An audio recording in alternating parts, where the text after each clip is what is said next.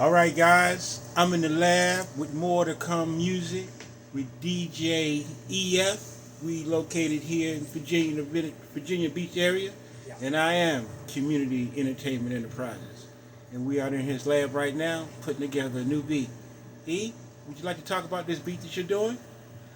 Oh yeah, I make all styles of music from R&B to hip hop, and that's mostly my main ones. Then I got reggae, and but when it comes to hip hop, there's underground hip hop and there's commercial hip hop.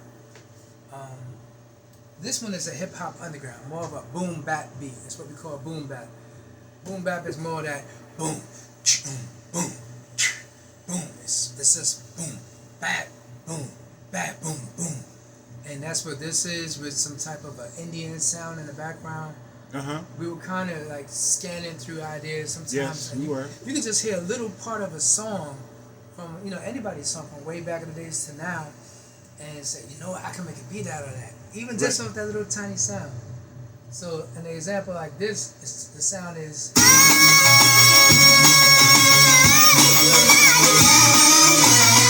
right?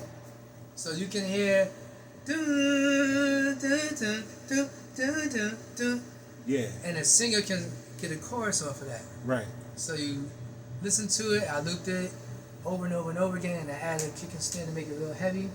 So by playing it all together, Well, E, it's let some of the people know how long you been in the game. Some folks, I know you got a whole accolade, and your list is probably 10 miles long, but give us the short version.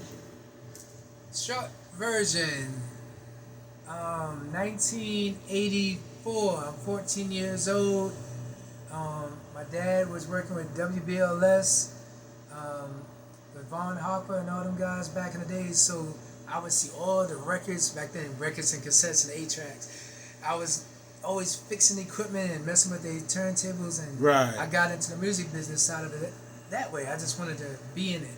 So when I can hear different artists, styles, I would like it because I'm around older people. So all the OJs and stylistics and all that, that was what I knew. I didn't know anything else. So as being 14 years old, I went to New York, and there was movies and recording studios out there, Secret Sound Studio, and that was one of the main studios. Even right here, if you was to see it, I'll Be Sure. I don't know if you can see it real quick. I'll Be Sure label. E.F. Cutting. They got my picture with I'll Be Sure. This was online. Google. You know what I mean? I did work and songs with them. This is my diss log. You see what I'm saying? So there's no lie on me working with people. So the situation of being young was, I wanted to be where everybody was at. So all the big parties and the block parties and all that, I would go out there. I met up with Chuck Chill Out, and he showed me around New York and all the spots. So he got me into clubs, Latin Quarters and Union Square. All the old school You know what I mean? spots. The rooftop, because I was a DJ, so I was learning how to battle and all that. I was Right. young. But when I came across record deals, my mom and dad didn't believe me or didn't want me to get into it, so they never really helped me Right. get in and get signed. So I was on my own. Who were some of the artists you work with? So when I first started, didn't get credit for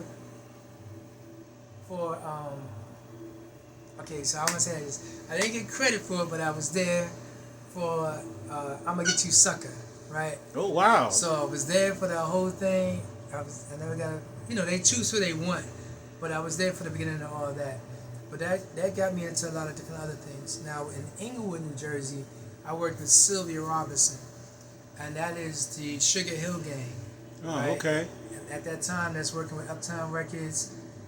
So that led me with Naughty by Nature, working with them before they got on. Right. You know what I mean? With Shabazz and all them, and Queen Latifah and them. So I started working with artists like that in the very beginning. So you're talking about Naughty by Nature, Biz Markie when he was a comedian, before he was even pushing beatboxing and all that. I was already working with him in Newark, New Jersey, at Club Sensations, Nice and Smooth. All these artists would come to the club, because that was our family club, and I have the studio in the back, and I'm working with Kelly Willoughby, and we in there, 10 City, Right. Queen Latifah, all them type of people would come through, so I would work with them. Big Daddy Kane. So everybody from the early beginning would come to Club Sensations, where we was one of the clubs, one of the main only clubs Right. In Virginia, well, my bad, in the New Jersey side, where we let artists perform and open up and have open mics. The only other spot in New York was the Rooftop. So I'm going to call it like that, for real talk. Rooftop and Club Sensations was the only two clubs that had their open mics and let people come up there and do their thing and would help them through their songs. Real talk. After that, then you start seeing people that was able to perform at the Latin Quarters or the CYO and all these other spots in New York, New Jersey. So when I'm there, they're going to beat the man up here in this studio right Right. here. I see him up there. I got pictures, I got a wall of pictures that slideshows. But real talk, from the early beginning, I was there for all that. So that 1983, 1984 and up, being a young guy, 13, 14 years old, being around the Isley Brothers. I'm in the Isley Brothers house in Inglewood, New Jersey. I'm with Red Kingpin, I'm with Kwame.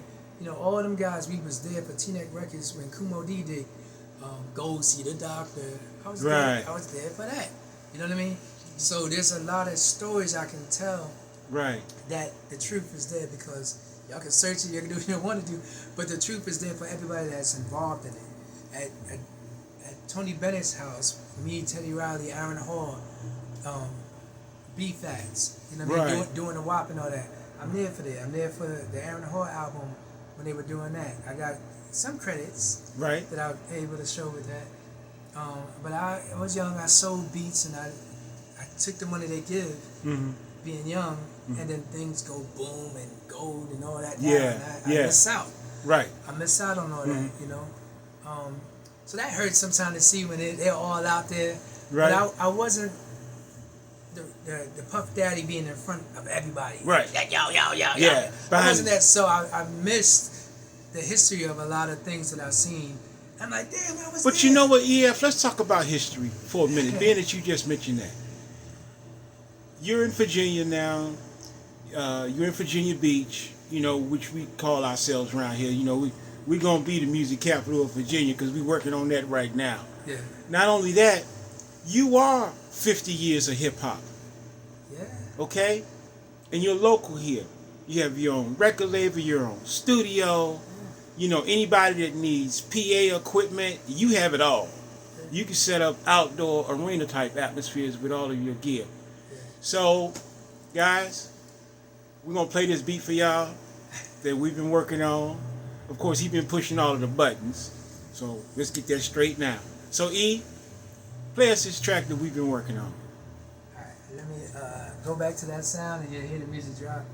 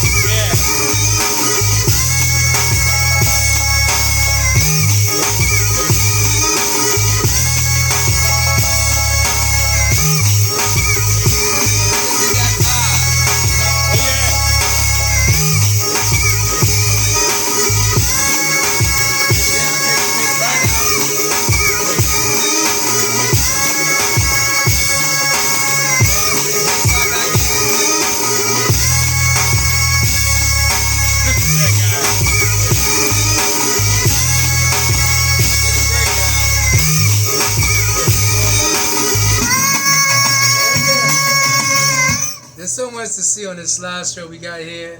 We'll show y'all a little bit of that. It starts to go back and forth, but you'll see he's gonna probably be gone by then. Oh, he can't flip? I won't flip, but that was Gravy. What is it, Jamal Willard? He played Biggie Smalls and Notorious. I did conferences with him. Here's another one with Life Jennings, me and Life Jennings with the big concert equipment.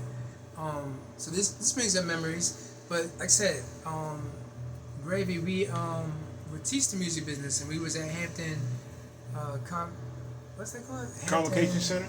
Yeah, we was over there teaching the music business, again, about what to do, what not to do.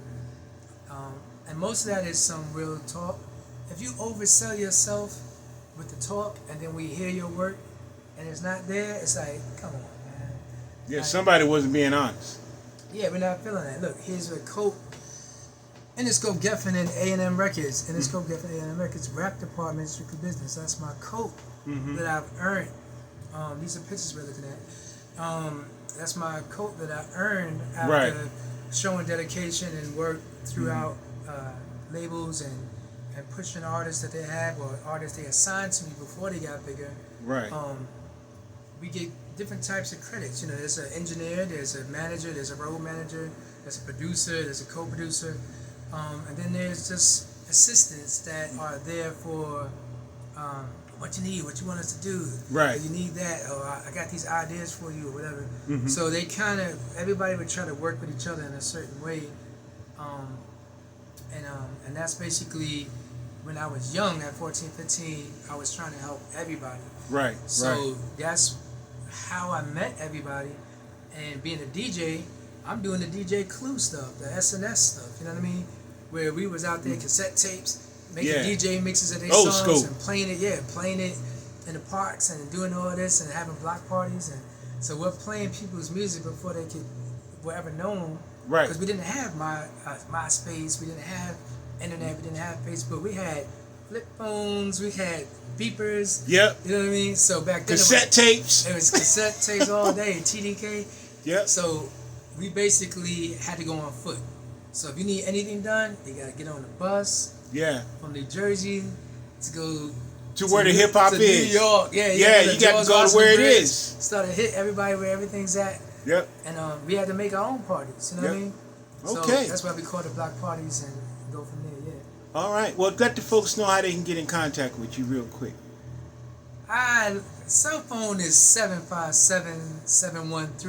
757-713-3100. I prefer text first. Text me first because, you know, them scam likelies, I don't pick up every number. So it's best to text me first. Say, hey, I'm a producer or I'm an artist and I need some help on this. I'm trying to do studio time, or can you teach me the music business? I do consultation, maybe the first real conversation for free, but further deeper to understand about royalties and publishing and your ASCAPs and whatever. I prefer ASCAP over BMI. I will explain that later. But all in all, there's a lot of things that artists need to know. And y'all need to learn that Facebook and Instagram, SoundCloud, that's not record labels. DistroKid is not a record label. You can't think YouTube and all that's a label.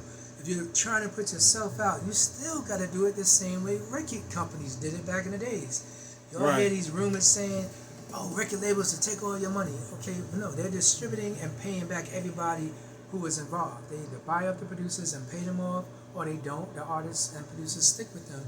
But don't forget, you sold your music to them, they sold it to distribution sold it to the record stores sold it to the public. So you never needed the public when you made your songs. You just make it and sell it to the labels. So you'll get the minimum price, the label would get $2 and give you some money off of that, and they'll take that $2, they sell it to the distribution for $3.50, distribution sells it. You understand? It keeps on going in that chain. Well, guys, basically, he's giving y'all rules to the game. What we'll be doing, different segments like this, teaching you guys the music game. Yeah. All right. Well, thank you, guys. I am Community Entertainment Enterprises, and this is EF More to Come Music. And we'll be bringing it back to you. Yep. We out. Peace.